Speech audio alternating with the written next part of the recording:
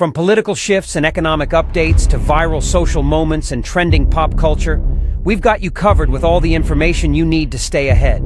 Whether it's breaking news, the latest from social media, or a deep dive into what's really happening on the global stage, you'll find it right here, delivered fast, clear, and to the point.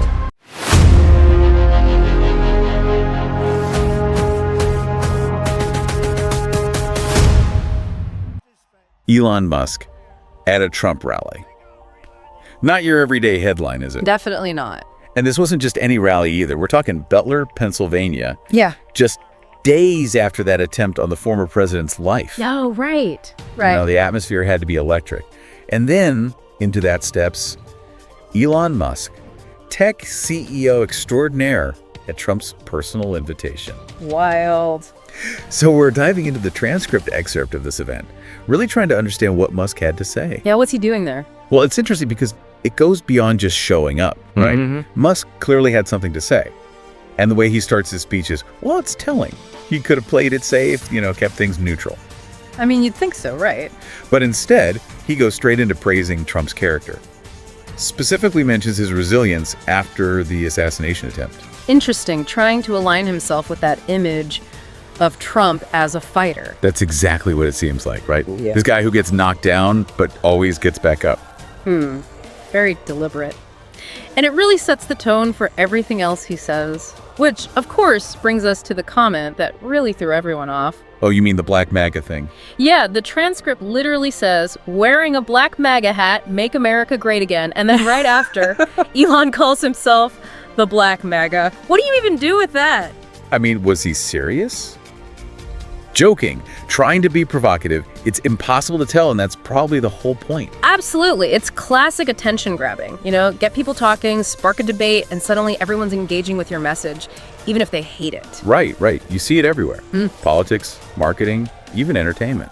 It's all about controlling the narrative, even if that narrative is, well, a bit chaotic. And the crowd ate it up. Yeah, they loved it. The transcript even mentions chants of USA, USA breaking out right after the Black MAGA line. Like he tapped into something there. Totally. It's like he used that phrase almost like a secret code to signal he was one of them, Exactly. He's signaling his allegiance, proving his loyalty, and then bam, he switches gears. It's like, okay, I'm in, now what? Right, it's like he's saying, I'm on your side, but this election, this is serious.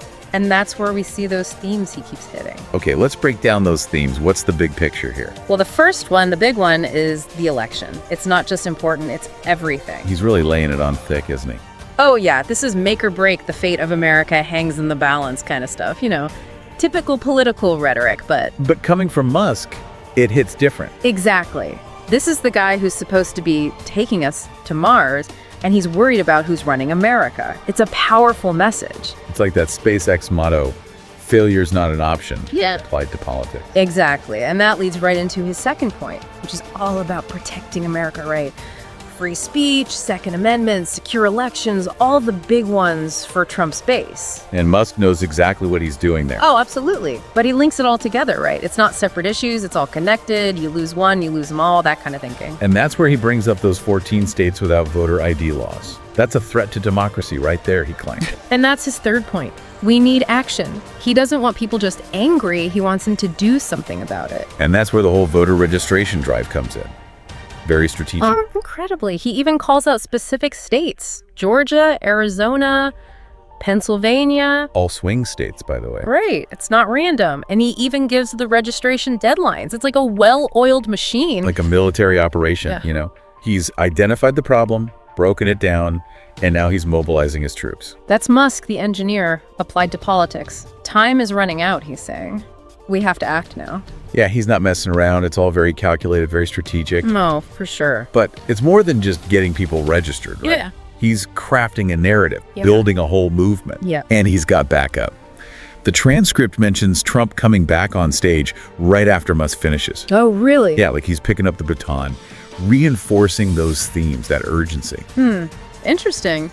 They're really playing this together. It's like a coordinated effort, wouldn't you say? It really is. And it makes you think about this whole trend we've been seeing. technology and politics merging. Oh, absolutely. It's everywhere you look these days. You've got people like Musk who built their empires online, and now they're using that influence in the political world. And it's powerful, right? It's different from the old school endorsements. Oh, totally.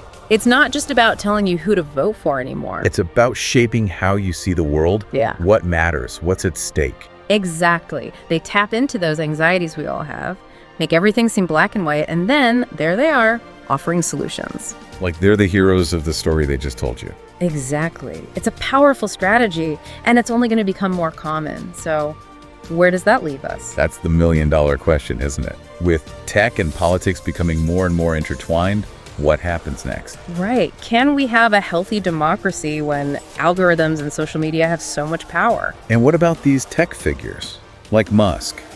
They're not just innovators anymore, they're shaping our political landscape, influencing elections. It's a whole new world, and it's full of tough questions we all need to be asking. We have to think critically about the future, about the role of technology in our lives and in our democracy. That's what it all comes down to, wouldn't you say? Absolutely. It's something for all of us to consider as we move forward. Well, on that note, we'll wrap up this deep dive. It's been, well, let's just say it's been enlightening.